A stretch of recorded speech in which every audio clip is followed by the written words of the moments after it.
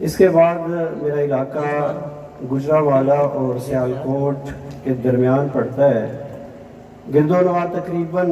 60 گاؤں ایسے ہیں جہاں کوئی درس نظامی کا شعبہ نہیں تھا. تو اللہ کی توفیق سے ہم نے وہاں ادارہ شروع کیا ہے. تیسرا سال ہے, مشتاق شریف تک پہنچے ہیں اور وہاں الحمدللہ ہمارے پاس 40 کے قریب طلباء درس نظامی کے ہو چکے ہیں. میں یہی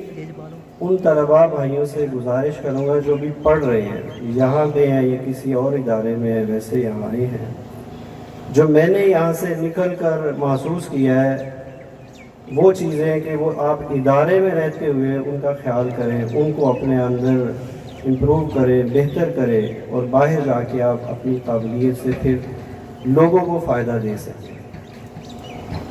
باہر نکل کر ہمیں جو زیادہ سامنا ہو رہا ہے وہ سوشل میڈیا پر ان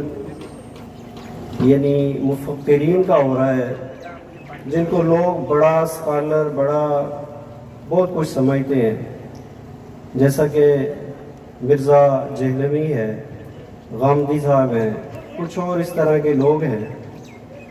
یہ لوگوں کی جو فکر لوگوں میں سوشل میڈیا کے ذریعے پھیل رہی ہے, تو ہم مدرسوں سے جب نکلتے ہیں, بالخصوص جنہوں نے تاریخ میں سے مخصوص حصہ سامنے رکھا ہوا ہے کہ وہ یعنی واقعہ کربلا سے کچھ پہلے لے کر اور واقعہ کربلا کے کچھ بعد تک اور بنو امیہ پر تنقید کرتے ہوئے بہت سارے مضر اثرات اور رافضیت پھیلا رہے ہیں, اس پر ہمیں مدرسے میں رہتے ہوئے اساتذہ سے خوب رہنمائی لینی چاہیے, احادیث کو سمجھ کر پڑھنے کی کوشش کرنی چاہیے, تاریخ کو بڑے گہرے انداز سے پڑھنے کی کوشش کرنی چاہیے تاکہ ہم بخوبی ان فتنوں سے آگاہ ہو کر وہاں پر رد کر سکیں. دوسری بات جو ہے, جو ہم نے ذہن میں ٹارگٹ بنا لیا کہ ہم نے فراغت کے بعد یہ کرنا ہے, تو یہیں سے اس کے مطابق آپ کو چلنا چاہیے. آپ نے امام و خطیب بننا ہے یا تدریس کرنی ہے یا تصنیفات کی طرف جانا ہے, تو ابھی سے اس کو لاہ عمل بناتے ہوئے محنت کریں تو انشاءاللہ پھر بہتری آئے گی. ان طلباء سے جو ابتدائی کلاسوں میں ہیں ان سے میرا ایک مشورہ ہے کہ آپ فقہ الحدیث, منہاج المسلم, ایسی کتابوں کو مطالعہ میں رکھے, مختلف موقف جو ہے دینی اعتبار سے ان کو بڑی اچھی طرح سے سمجھنے کی کوشش کریں, کیونکہ ہم جو بھی یہاں سیکھتے ہیں نا وہ ہمارے اساتذہ کا مطالعہ ہوتا ہے, اور ہم کچھ نوٹ کر پاتے ہیں, کچھ سمجھ پاتے ہیں, کچھ یاد کر لیتے ہیں, کچھ ویسے ہی ضائع کر بیٹھتے ہیں. لیکن جو معاشرے میں نکلتے ہیں ہمیں پھر بہت سارے مسائل کا اس طرح سامنا کرنا پڑتا ہے, سوالات پوچھے جاتے ہیں, مسائل بالخصوص ہم اہل حدیثوں میں تو بالدلیل پوچھتے ہیں, ہم صرف ان کو موقف سنا کر مطمئن نہیں کر سکتے. تو یہاں الحمدللہ لائبریری موجود ہے, مراجع موجود ہیں, ہمیں اصل مراجع کی طرف بڑی کلاسوں میں آ کر بہت توجہ دینے کی ضرورت ہے تاکہ ہمیں یہ قابلیت ہو کہ ہم جس میدان میں جائیں وہاں ہم وہ بھرپور کام کر سکیں. تو یہاں تک مجھے امید ہے کہ ابھی بھی یعنی موبائل استعمال پر پابندی ضرور ہوگی. تو جب گھروں میں جاتے ہیں یقیناً کوئی بھی ایسا نہیں ہے جو موبائل سے خالی ہو یا گھر میں موبائل نہ ہو. تو یہ گزارش کروں گا کہ وہاں منفی استعمال سے بچیں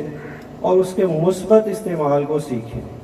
اس کا فیس بک ہو, واٹس ایپ ہو, ٹویٹر ہو, کوئی بھی سوشل میڈیا پلیٹ فارم ہو, اس کو اچھی انداز سے سمجھیں, سیکھیں. اگر کسی میں اللہ تعالیٰ نے یہ صلاحیت دی ہے, وہ اچھا بول سکتا ہے کیمرے کے سامنے, تو اس کو اپنے سوشل میڈیا مختلف اکاؤنٹس یہاں سے فراغت کے بعد بنا کر تبلیغی میدان میں اس طرف ہی توجہ دینے کی ضرورت ہے. اگر مرزا جہلمی آج لاکھوں دلوں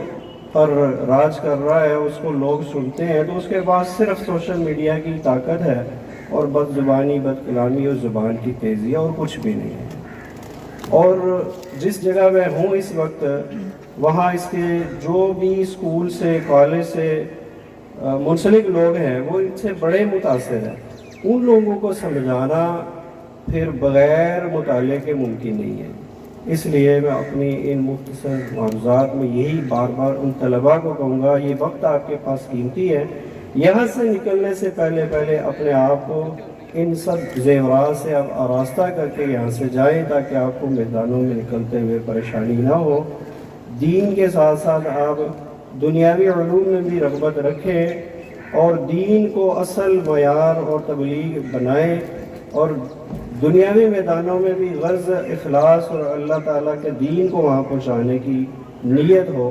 اللہ سبحانہ و تعالیٰ ہمارا حامی ناصر اور ہم سے دین کا کام لے۔ وآخر دعوانا الحمدللہ رب العالمین۔